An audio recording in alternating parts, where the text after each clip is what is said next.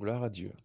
Alors, depuis la semaine passée, nous sommes en train de parler d'un thème qui est merveilleux, qui vraiment est attaché à l'homme.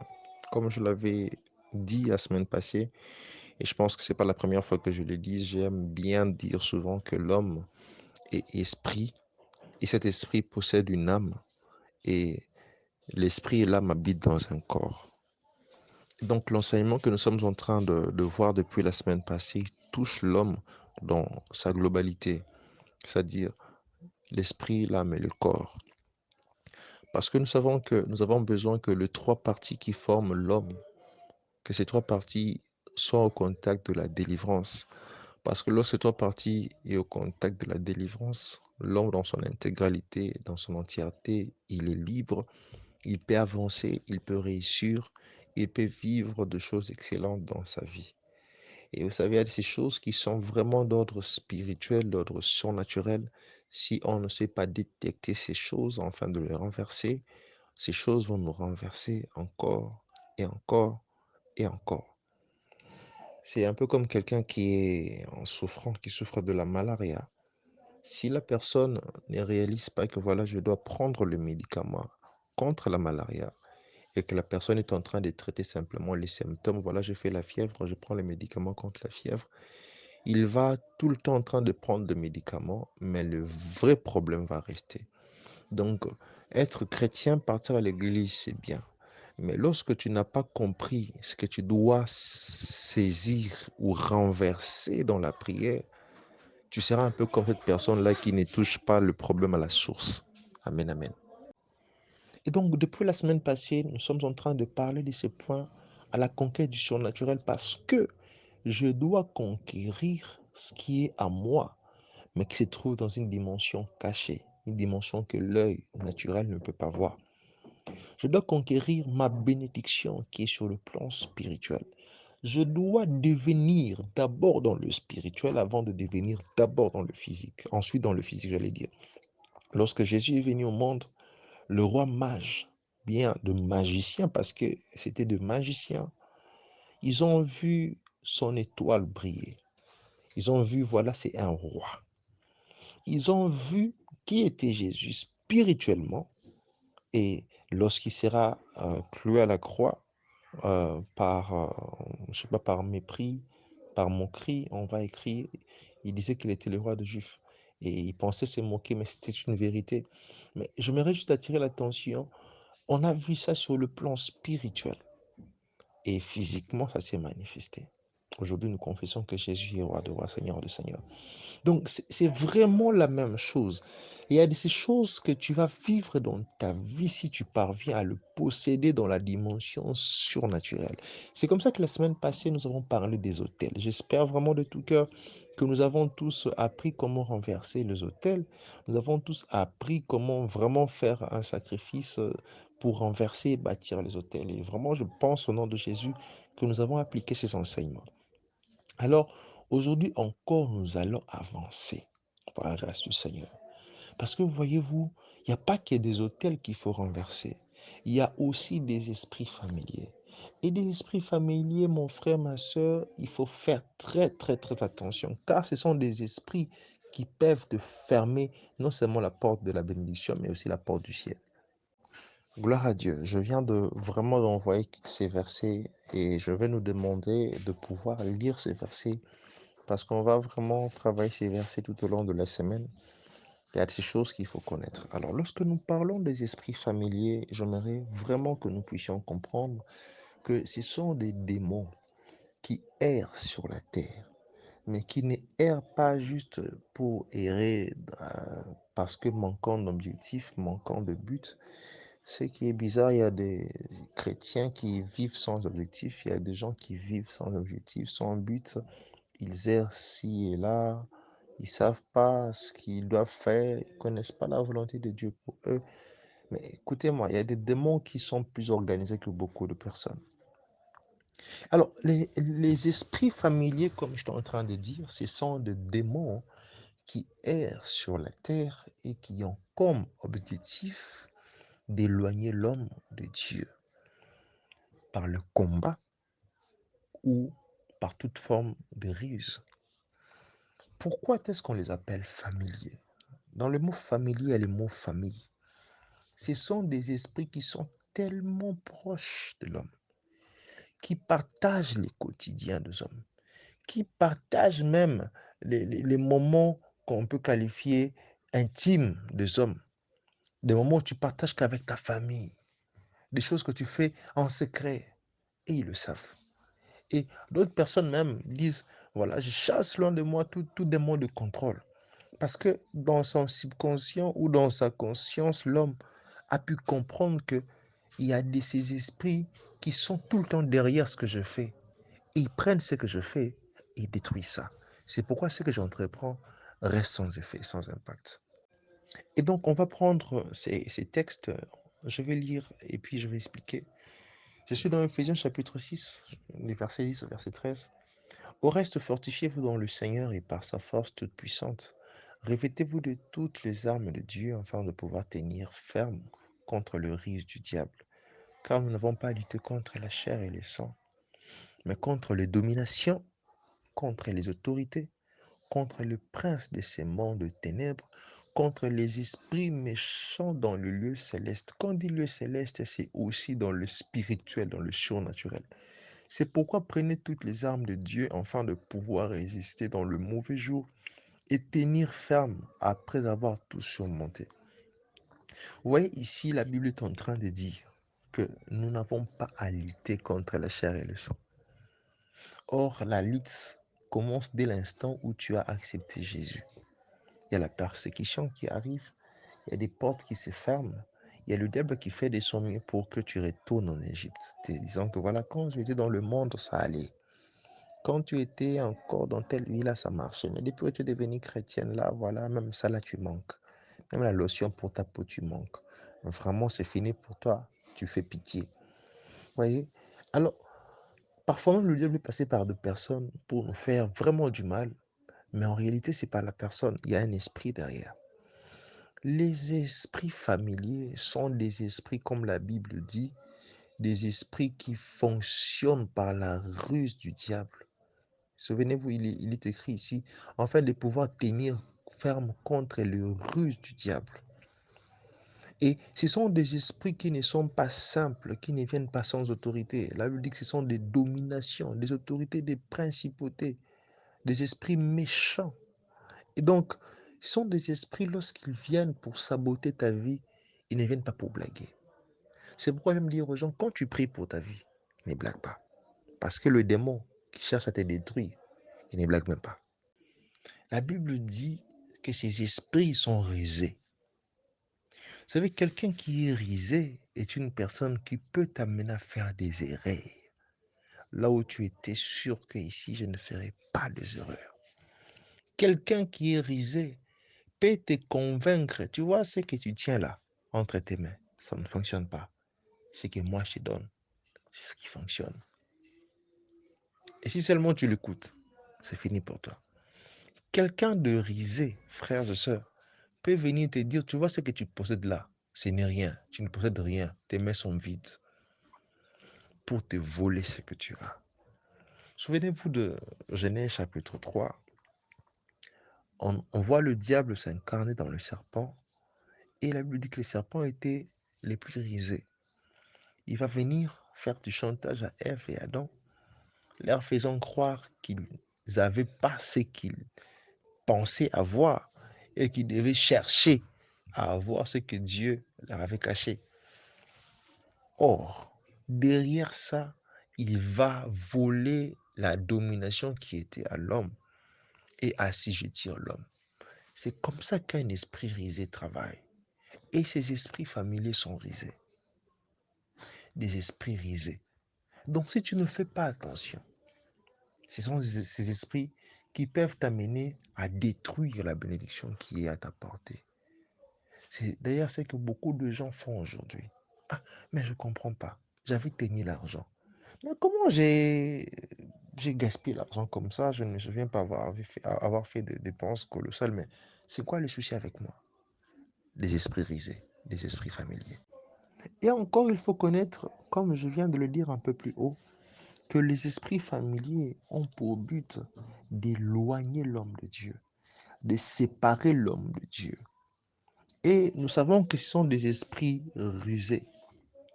Ce sont des esprits qui connaissent l'homme. Parce que le mot familier dans le dictionnaire, c'est qui est considéré comme appartenant à la famille. Or, quand on dit famille, on voit des personnes qui sont proches, des personnes qui sont interconnectées par un lien. Donc, des esprits familiers sont des esprits qui sont interconnectés aux hommes. On voit aussi que familier signifie qui vit dans l'intimité de quelqu'un, qui a rapport à l'intimité d'une personne, qui se comporte librement à l'égard de quelqu'un, surtout en parlant de choses. Donc, des esprits qui ont cette facilité de connaître l'homme. Et parce que ces esprits connaissent l'homme, ils peuvent facilement détourner l'homme de la volonté de Dieu, facilement éloigner l'homme de Dieu. Écoutez, la Bible dit dans Romains chapitre 12, le verset 2, ne vous conformez pas au siècle présent, mais soyez transformés par le renouvellement de l'intelligence, afin que vous discerniez quelle est la volonté de Dieu, ce qui est bon et agréable. Ne vous conformez pas au siècle présent signifie aussi ne vous laissez pas sous l'emprise des esprits familiers. Parce que ces esprits vont vous amener à faire les choses comme tout le monde. Les esprits familiers font que le chrétien se comporte comme tout le monde. Nous sommes dans un monde où c'est difficile parfois de reconnaître un chrétien, de différencier un chrétien d'un païen. Ils parlent de la même manière, ils s'habillent de la même manière, ils s'expriment de la même manière, des fréquentations même. Donc, il y a uniformité, quoi, des esprits familiers. Amen, amen, amen. Les esprits familiers existent. Les esprits familiers sont malins. Les esprits familiers sont rusés. Ce sont des esprits qui vont t'amener à dire à Dieu, je te renonce. Et tu vas me dire, mais quand est-ce que j'ai dit ça? Quand est-ce que je fais ça? Le Seigneur Jésus va dire, celui qui m'aime gardera ma parole, fera ce que ma parole dit. C'est alors que moi et le Père nous viendrons en lui. Mais si tu prétends m'aimer par la bouche et que tu ne gardes pas mes paroles, tu ne fais pas ce que moi j'ai dit. Tu ne m'aimes pas. Tu veux te persuader que tu m'aimes, mais en réalité, tu ne m'aimes pas. C'est la même chose. Dieu, mais quand est-ce que moi je t'ai renoncé? Eh bien, tu as renoncé à Dieu de l'instant que tu as commencé à faire les choses comme tout le monde. Vous savez, lorsque Dieu nous arrache du monde, lorsque nous acceptons Jésus, lorsque nous disons, ça y est, j'accepte Jésus comme mon Seigneur et mon Sauveur personnel, je vais vivre en conformité avec sa parole et sa volonté. Comprenez que spirituellement, Dieu nous met à part. Il te met à part pour vivre de façon différente, que tu mènes une nouveauté de vie. Mais aujourd'hui, il y a les chrétiens d'aujourd'hui qui vont faire de leur mieux pour revenir au même style que ceux du monde. Si au monde, il y a telle tendance qui est la mode, même chose. Si au monde, il y a tel comportement qui est la mode, même chose. Il va à tout prix qu'on sente que lui aussi. Il veut à tout prix qu'on voit que lui aussi, surtout les sœurs. Moi aussi, je peux aussi. Et dans sa bouche, Jésus, je t'aime. Le problème, ce n'est pas dire Jésus, je t'aime, c'est le cœur. Dieu a besoin du cœur. Dieu n'a pas besoin de beaucoup de paroles. Le cœur. Vous allez voir, dans le téléphone d'un chrétien, quand tu regardes ses réseaux sociaux, vraiment, sur 100% de publications, il publie rarement sur le Seigneur. C'est d'abord lui.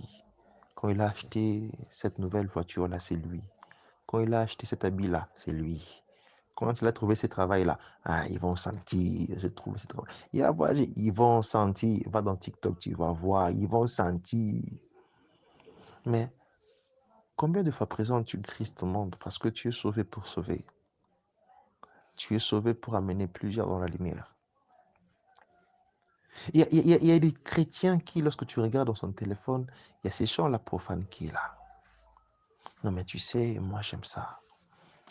Non, tu vois, Dieu regarde les cœurs là. Ça, c'est une mélodie que j'aime.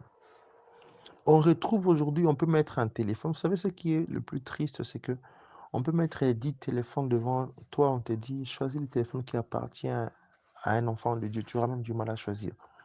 Parce qu'il y a tout et n'importe quoi, même des choses obscènes. Qu'est-ce qui cause cela? Des esprits familiers. Or, nous savons que l'esprit a la possibilité de parler à ce qui est fait de chair. C'est-à-dire que lorsque l'esprit familier vient dans la vie d'un croyant, et il trouve que ces croyants a fait taire le Saint-Esprit, parce que le Saint-Esprit est là. Si tu ne veux pas l'écouter, il ne va pas te forcer. Il s'est tait. Et quand il voit que le Saint-Esprit ne parle pas, il va commencer à parler. Il va commencer à t'orienter. Il va faire en sorte que tu te conformes au siècle présent, que tu te loignes du Seigneur. Et tu ne vas pas remarquer ça tout de suite. Il y aura des signes. Ah, mais comment je suis enfant de Dieu, mais comment est-ce que je peux vivre une vie sans exaucement? Ah, tu commences à monter, courir derrière des prophètes. Non, le problème, ce n'est pas des prophètes. Tu as ouvert une brèche. Ferme la brèche que tu as ouverte. Répands-toi et tu verras la main de Dieu. Et voyez comment est-ce que les esprits familiers sont redoutables. Vous savez, l'esprit, quand j'aime bien dire, ça, cette faculté, cette capacité de travailler, de t'amener à faire quelque chose et de rester caché parce que tu ne le vois pas. Gloire à Dieu parmi les dons du Saint-Esprit et les dons de discernement des esprits, parce que quand tu ne sais pas discerner que ça c'est le diable, tu vas tomber dans son panneau, tu vas tomber dans son piège. Tu diras non, ça vient de moi, non, ça vient pas de toi, c'est l'œuvre du diable. Le diable t'a séduit, il a joué avec toi et tu t'es laissé faire. Écoutez, la Bible dit, je vais prendre encore ce troisième texte, je suis dans 1 Timothée chapitre 4, le verset 1er. Mais l'Esprit dit expressement que dans le dernier temps, quelques-uns abandonneront la foi pour s'attacher à des esprits séducteurs et à des doctrines des démons. J'ai vraiment mis et j'ai ajouté, esprits familiers sont aussi des esprits religieux. Ils rendent religieux, mais pas spirituels. C'est par rapport aux doctrines des démons. Donc, voyez-vous, il y a de ceux-là qui partent à l'église et sont habitués à faire certaines choses par coutume. Chez nous, ça se passe seulement comme ça. Mais pourquoi vous faites ça? Non, c'est comme ça. Et il va même commencer à discuter par rapport aux églises. Mais écoute, tu n'es pas sur terre pour discuter. Voilà, notre église, c'est la meilleure. Tu es sur terre pour préparer ton éternité. Et par rapport à la religiosité, mon frère, ma soeur, sois spirituel. Est spirituel cette personne qui regarde qu'est-ce que la parole de Dieu dit? Qu'est-ce que Dieu dit? Est-ce que ce que je fais est en conformité avec Dieu? Suis-je en train de plaire à Dieu ou suis-je en train de plaire aux hommes? Amen, amen, amen. Donc, il y a vraiment ces choses-là. Moi, quand je vois quelqu'un faire des débats comme ça, tu vois, patati, patata, nous d'abord, si c'est comme ça, la base, je me rends compte de qui est face à moi. Je dis, c'est un enfant. Il faut l'aider. Il faut prier pour lui. Il y a de ceux-là qui font certaines choses dans leurs églises parce que le pasteur avait dit, parce que le prêtre avait dit, parce que l'enseignant avait dit, parce que le cordon avait dit, parce que le président avait dit. Mais la parole de Dieu dit autre chose. Tu décides toi-même de te mettre vraiment en opposition avec la parole de Dieu parce que l'homme a dit. Et ce pouvoir-là d'amener l'homme à se mettre en opposition à la parole de Dieu, c'est un pouvoir qui est vraiment, vraiment déclenché par des esprits familiers. Le pouvoir de vraiment la désorientation. Tu es désorienté spirituellement. Le pouvoir de l'incrédulité. Tu refuses de croire ce que la parole de Dieu dit. Tu crois ce que les hommes ont établi. Ne sois pas religieux, mon frère. Ne sois pas religieuse, ma soeur. Sois spirituel. Les gens qui ont tué Jésus, c'était des religieux. Ils n'ont pas supporté le fait que Jésus était spirituel. L'esprit religieux plutôt, tue l'esprit de Dieu. Non, pas tue l'esprit de Dieu parce qu'on ne peut pas tuer l'esprit de Dieu. Ça va vraiment te rendre incrédule, va tuer ta foi. Et ça te rendra vraiment, vraiment quelqu'un que Dieu n'agrée pas au fait. C'est juste triste. Et donc, comme je suis en train de le dire, comme plutôt la Bible est en train de le dire dans le livre de 1 Timothée, toujours chapitre 4, l'Esprit dit expressement que dans le dernier jour, quelques-uns abandonneront la foi. Donc les esprits familiers sont des esprits qui rendent incrédules. Vous savez, abandonner la foi, c'est aussi ce que nous vivons aujourd'hui. Je peux poser une question. Depuis que tu es là, depuis le début de l'année jusqu'à aujourd'hui là, as-tu lu au moins 10 livres de la Bible que tu maîtrises dans ton cœur et dans ta tête? Avec tout le nombre d'années que tu es là, as-tu déjà eu à lire ta Bible du début à la fin, une ou deux fois déjà? Mais si je te pose la question, as-tu déjà...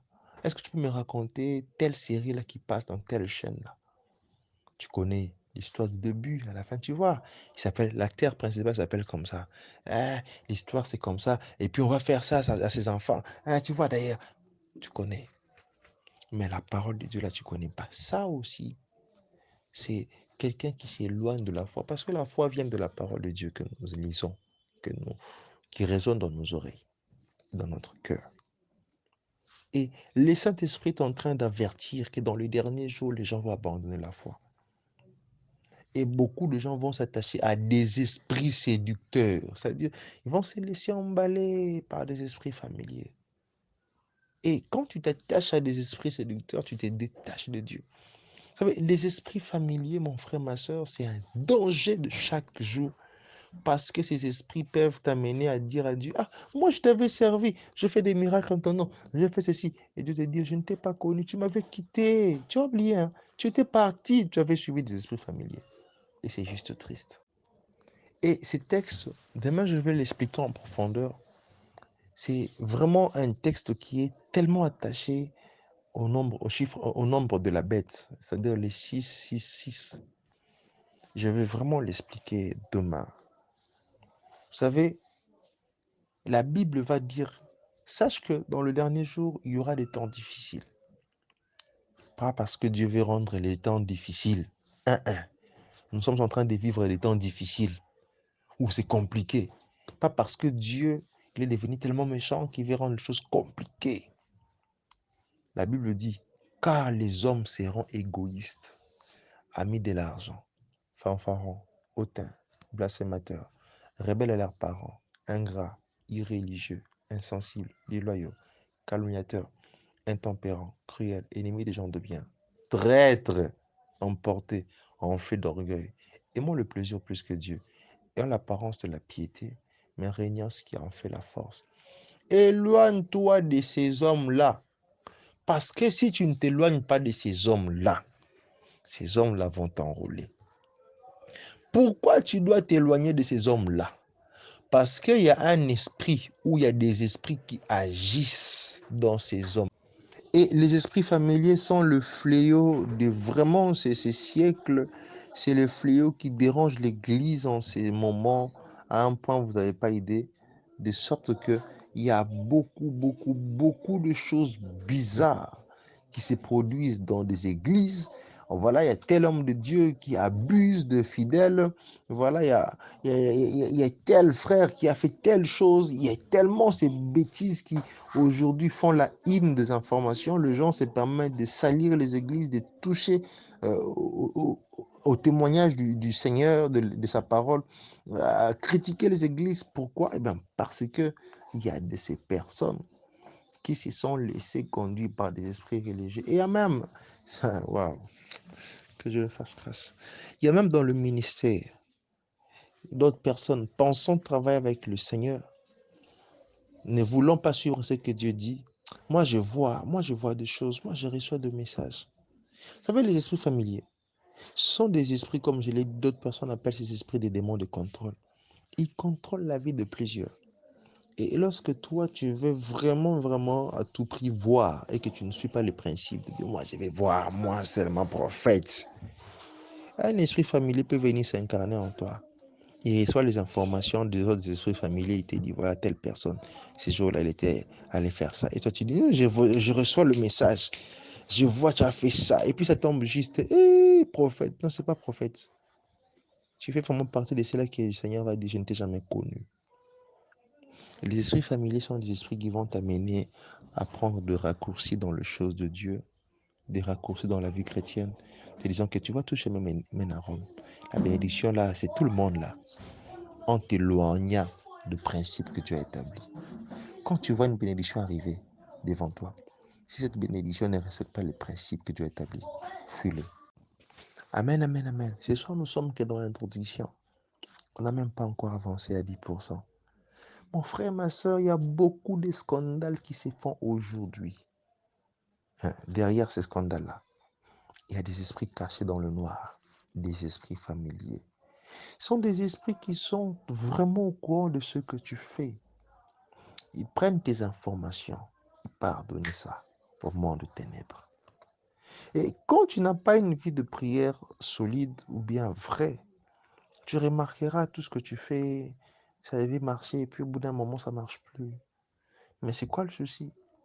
Le problème, c'est qu'ils ont pris, ils ont vu ce que tu fais, ils ont rapporté.